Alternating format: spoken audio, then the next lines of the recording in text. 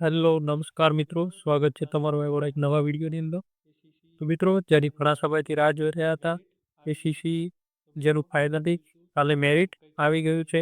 તો મિત્રો, આપણે જોઈશું કે કઈ કેટેગરીની અંદર કેટલું મેરિટ છે, તેમજ કેટલા ગણાને બોલાવ્યા છે, ઈએજ અને એક સર્વિસમેનનું કટ ઓફ કેટલું રહી શકે છે, તેમજ ડીવી ક્યારથી ચાલુ થશે. તો મિત્રો, તમને વિનંતી છે કે વિડીયોને પૂરો જુઓ, તેમજ ચેનલને સબસ્ક્રાઇબ, વિડીયોને લાઇક અને શેર કરવાનું ભૂલતા નહીં.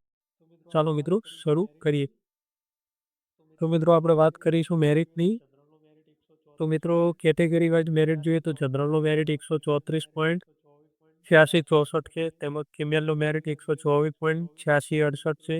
General EWS 124. તો કે મિત્રો, તમે જોઈ શકો છો કે જનરલ અને ઈડબ્લ્યુએસ વચ્ચે 10 માર્કનો ફરક છે. ત્યારબાદ જનરલ ઈડબ્લ્યુએસ ફિમેલનું 116 માર્ક્સ જેવું છે.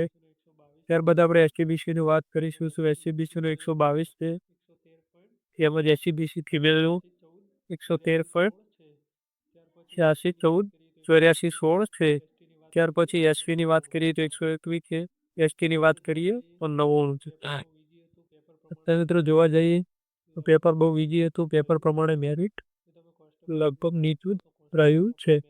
જો તમે કોન્સ્ટેબલની પણ વાત કરો તો કોન્સ્ટેબલમાં પણ મેરિટ લગભગ 110 થી 120ની વચ્ચે રહી શકે છે.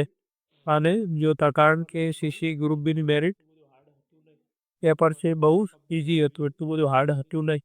જો કોન્સ્ટેબલને કમ્પેરમાં જોઈએ તો આની કમ્પેરમાં કોન્સ્ટેબલને કરીએ તો જોઈ શકાય છે કે આપણે આનું મેરિટ કોન્સ્ટેબલનું મેરિટ લગભગ 110 થી 120ની વચ્ચે રહી શકે છે. ત્યારબાદ બીજો પ્રશ્ન છે મિત્રો કે હવે બીઈ ક્યારથી ચાલુ થશે. મિત્રો, હવે આપણે વાત કરીશું કે સીસી ગ્રુપની પસંદગી યાદી જાહેર થયા બાદ આવતા સપ્તાહમાં ડોક્યુમેન્ટ વેરિફિકેશન અને એલોટમેન્ટ એક સાથે કરવાનું થશે. એલોટમેન્ટ એટલે કે ફાળવણી. કઈ જગ્યાએ પોસ્ટ ફાળવાશે તે પણ નક્કી થશે. ઉમેદવારોને અગવડતા ન પડે તે માટે મંડળ કરી રહ્યું છે આયોજન. મંડળમાં વધારે સ્ટાફ રાખીને બંને કામગીરી એક સાથે કરવા ચાલી રહી છે વિચારણા. એટલે કે ડીવી અને ફાળવણી બંને એક જ સાથે કરવાનું રહેશે. તો મિત્રો, આ હતી આપણું કટ ઓફ અને ડીવી બાબતોની માહિતી.